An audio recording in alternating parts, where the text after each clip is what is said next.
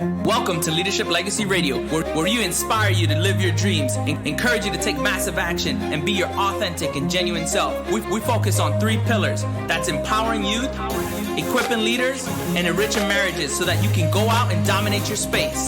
If you're ready to dominate, you're listening to the right show. This is the Leadership Legacy Radio. Now let's go. Let's go.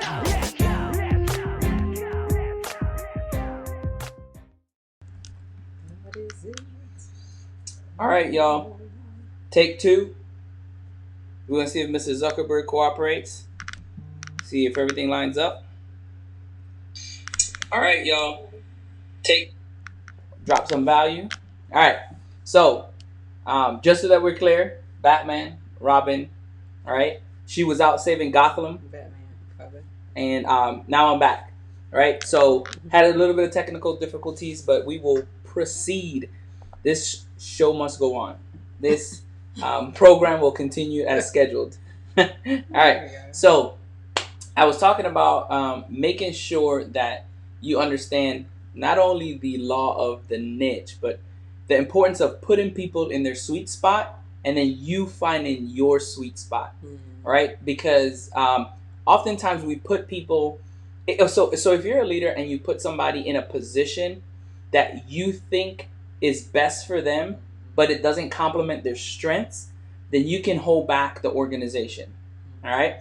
Earlier I was talking and I started kind of going off because of the delays in the internet and stuff like that. So I see you, Jose. I see you, Eric. I got 2 Erics on there. I see you, Lucia.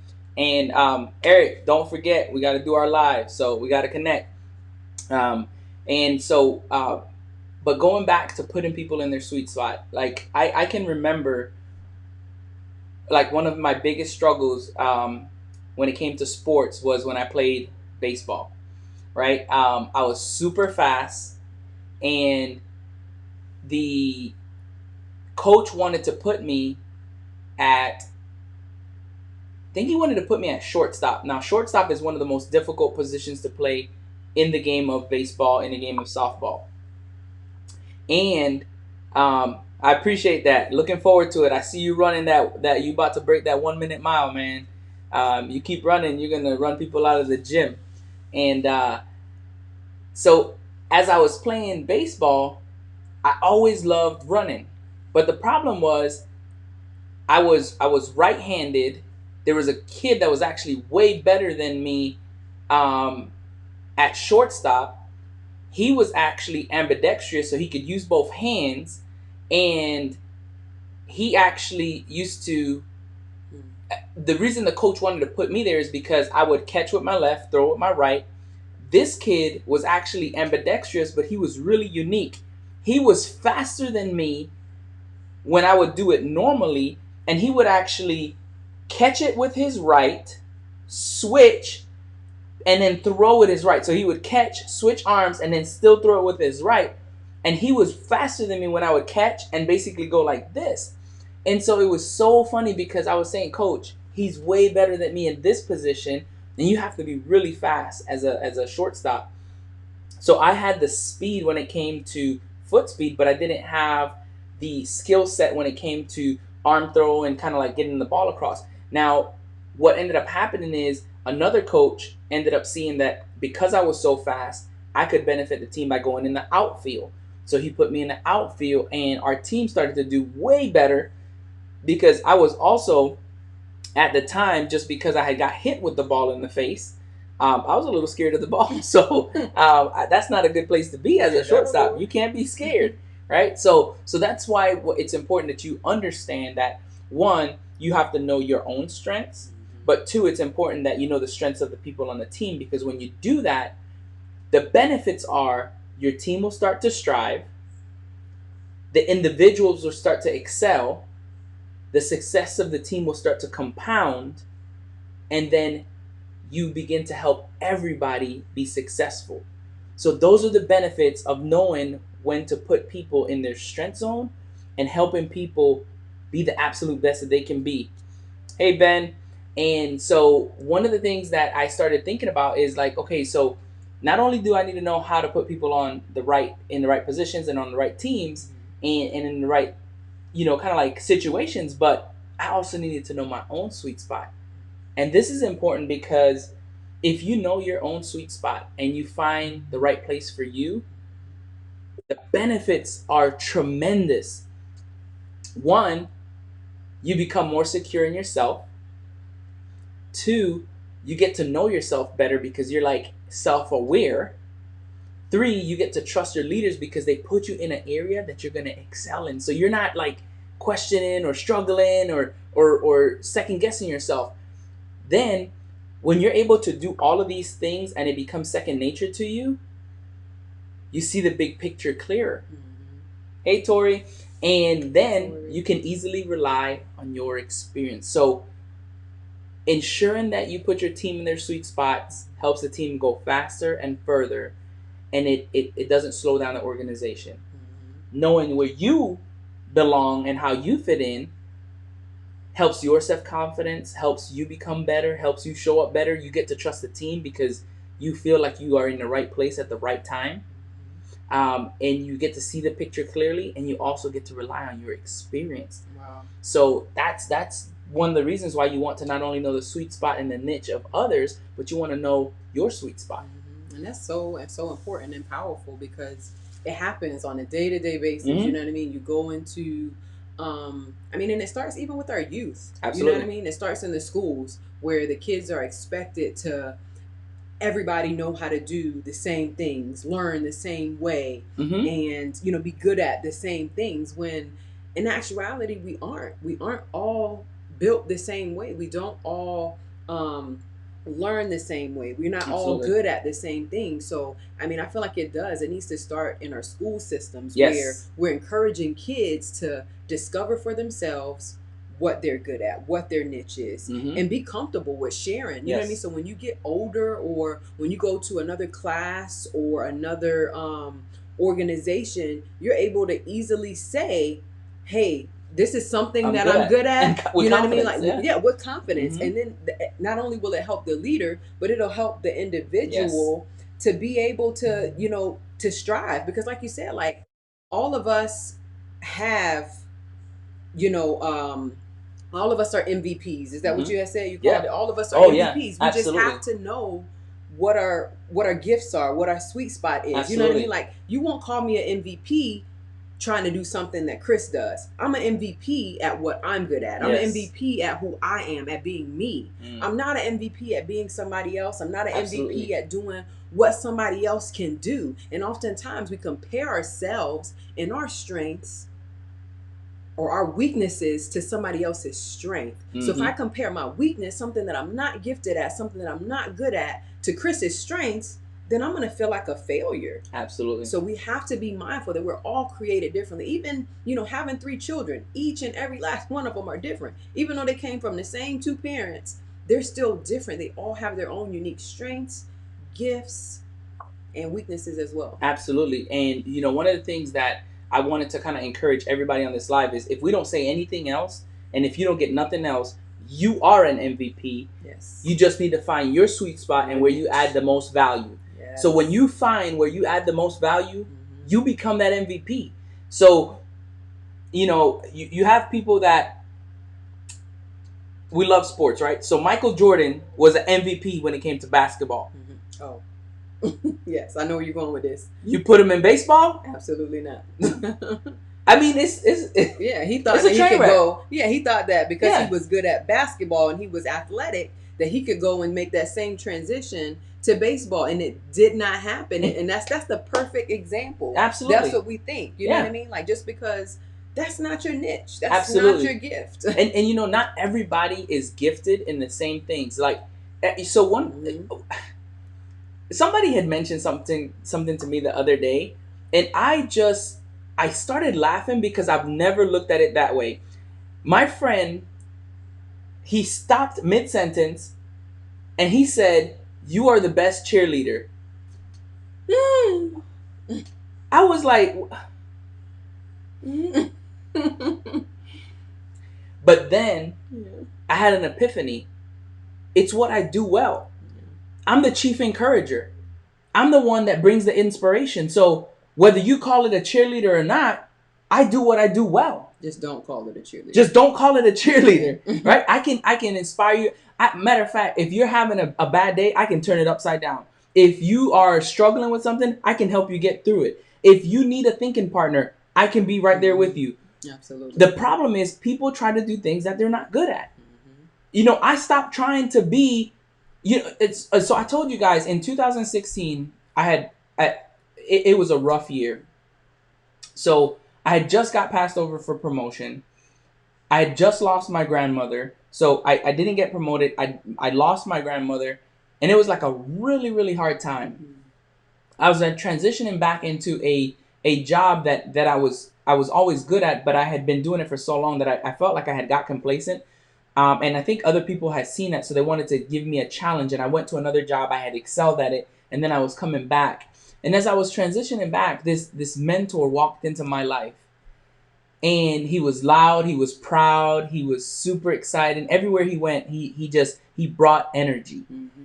And one day he looked at me, he was like, I need you to be you. Like, I don't need you to be nobody else. Mm-hmm. If you're always excited, if you're always fired up, stay fired up. Don't let nobody change that about you. Mm-hmm. Because when you're trying to be somebody else, people don't connect with that.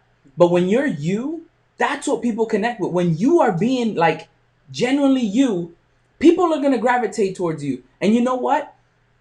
When you're you, there's two powerful things that happen. One, you repel those that don't need to be near you. And then two, you attract those that are drawn to you. And that's what you want to do. I want to hang around people that inspire me, that motivate me, that fill me up, that I can encourage, that we can be, as scripture says, that iron that sharpens iron. I want to be around people that if I have that bad day, you're like, hey, I see you. It's time to pick it back up, right? Because that's what we need to do for each other.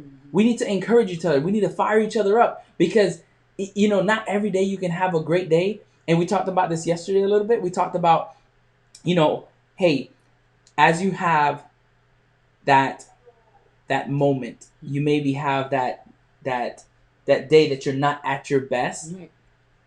How do you do what you do best, right? First thing is you need to reset through gratitude. Secondly, if you have that powerful like partner, or you have a powerful thinking partner that can just come on and say, yo, I see you. I need you to get back in the game. You said you can have a bad day, but not a bad life, Chris. Like when people throw the things that you say back at you, it picks you right back up. It's like, you know what? Yep. Hey, Chris, I thought you said you was going to dominate your space. I got you. Like when you throw my motivation back at me, when you inspire me with my kind of like additives and the things that I say, man, it's on. Like I'm going to come back even better than before because I know like sometimes I go through that and you're going to go through that. But guess what? You are MVP right where you are. You bring the fire every day, but you got to find your sweet spot. Where you add the most value, that's where you're an MVP. So one of the things that I wanted to encourage you guys is understanding the complexity and the simplicity of this, right? The wrong person in the wrong place is regression. Doesn't go anywhere. A lot of frustration starts to happen.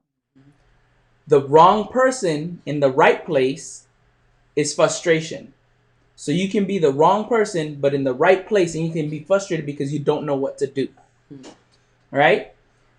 The right person in the wrong place causes confusion. You can be the right person, but in the wrong place. You're like, man, I know I should be doing something, but I don't know what to do. Then you can have the right person in the right place, and you have progression. This is where you start to reach your sweet spot. Right person, right place, progress. You start to stride. You start to go in powerful steps. You start to get in that lockstep. Now, to have transformation, you need to have the right people, plural. The right people in the right place. That's where you have multiplication.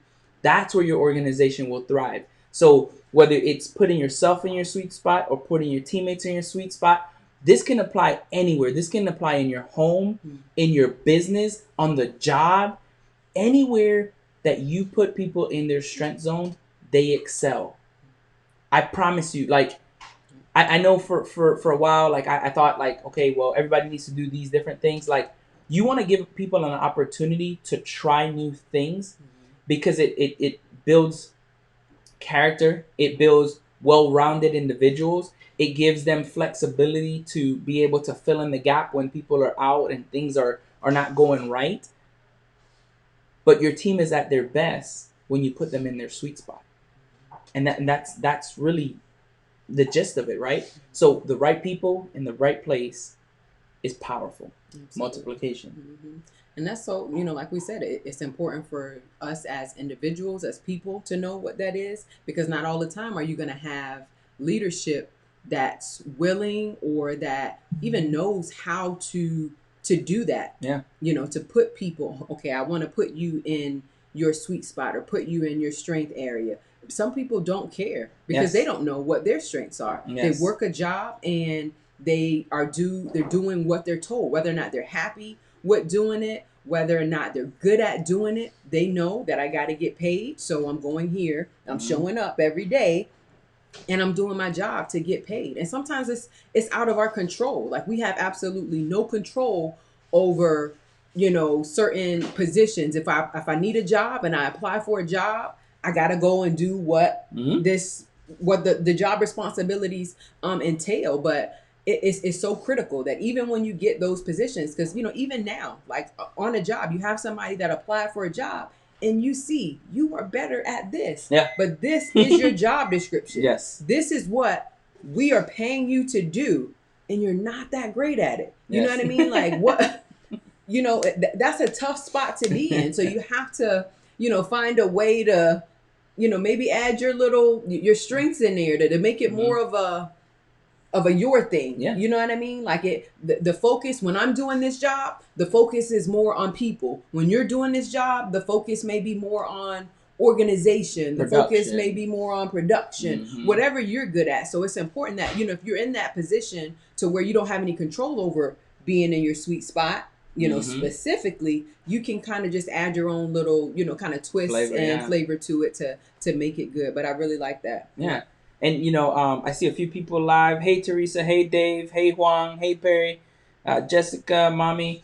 And one of the things that I wanted to kind of like close this live with, right, is not only are you an MVP where you add the most value, the foundational kind of like concept is there's a place for everyone and everyone has a place. Because we often lose sight of that. I've been in organizations. I've been part of teams. I've been part of pickup games where people don't want to pick people up. Oh my goodness.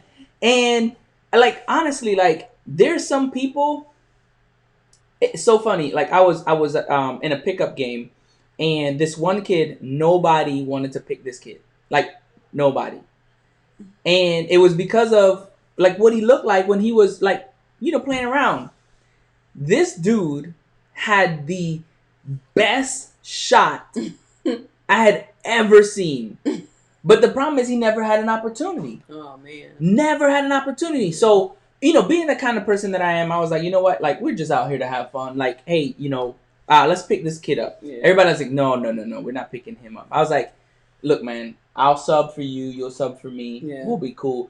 But just so that we're clear, like, I'm going to start and I'll give you like 2 minutes. All right? And so, like, ironically enough, I gave this kid 2 minutes and he literally stayed in the game the rest of the game. Like, other people were like, no, you can stay in for me. You sit out. Right? Yeah, like, you sit out. So, like, it was, like, so funny because all these other kids, they were, like, wearing, like, armbands. They were wearing headbands. Gear. They looked the part. They looked fly, but they had no skills, no relevant to the game. They had no value added to the team, right? And so it was so funny. So I say all of that to say that you got to make sure that you put people in their strengths. I wanted to share a story with you guys. I had read this story and it was so awesome. So I have a lot of friends in the Navy, and I think this will resonate with not only you guys, but it'll resonate with the theme, right? So there was this fighter pilot He used to fly, and he flew during Vietnam. Well, one of the things that resonated with this individual was the concept of teamwork. He always felt like teamwork was really important, but he didn't know how important it was until his life depended on it. So this pilot started understanding that, like, when he flew, there's a lot of moving parts. Well, he realized that on a Navy carrier, there was even more. So there's 17 departments when you have to launch an aircraft on Navy carriers. Now, a Navy carrier has not only 17 departments that particularly help support the aircraft mission, they also have 5,500 people approximately on this ship. They call it like a floating sea. Now, what ended up happening is he started kind of like trying to understand all of the moving parts that kind of occurred during a launch. And then he started counting, and he was like, well, it's not necessarily 17.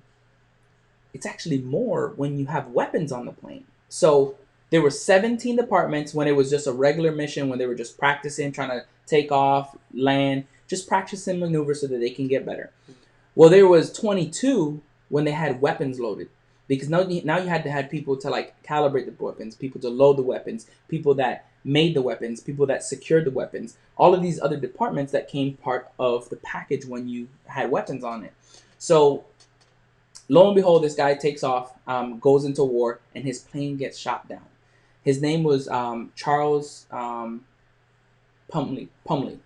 And so Charles got shot down. His parachute landed him in an area where he became a prisoner of war. Well, as he became a prisoner of war, he was a captive for 6 years. Well, his appreciation grew through his years in imprisonment. Every day he thanked his teammates that were there with him. He thanked the people that survived, and he basically said that his faith grew. There's two things that he learned from that experience: that faith in God and faith in his team was really critical to his success and his survival. And more importantly, the importance of the little things that we don't see. So one day he was at a restaurant, and he was sitting down with his wife. And what ended up happening is he had got back on active duty. He had an injury, and throughout the injury, he had to separate from active duty. Well, a little time after that, he was at a restaurant, and this guy comes up to him, and this guy says, "Hey, you're Captain." He had referred to him as his rank, and he's "You're Captain Pumley," and he was like, "Yes." He was like, "You were part of the 114th Fighter Squadron," and he was like, "Yes." And he was like, "You were shot down." He was like, "Yes." And he was like, "And you were a prisoner for 6 years, and you returned back and came back to active duty." He's like, "Yes." "How did you know that?" And so, shocked, he was like, "How do you know all of that information?" And so the young man said, "I was the guy that packed your parachute." And he paused, he started crying, and he said, "I prayed every day for the person that had packed my parachute. I was so thankful because of that parachute, I was able to survive. Because of that parachute, I am here today." So his wife looked at him, he looked at his wife, he looked at the young man, and he said, "Thank you for what you did. Your job is thankless.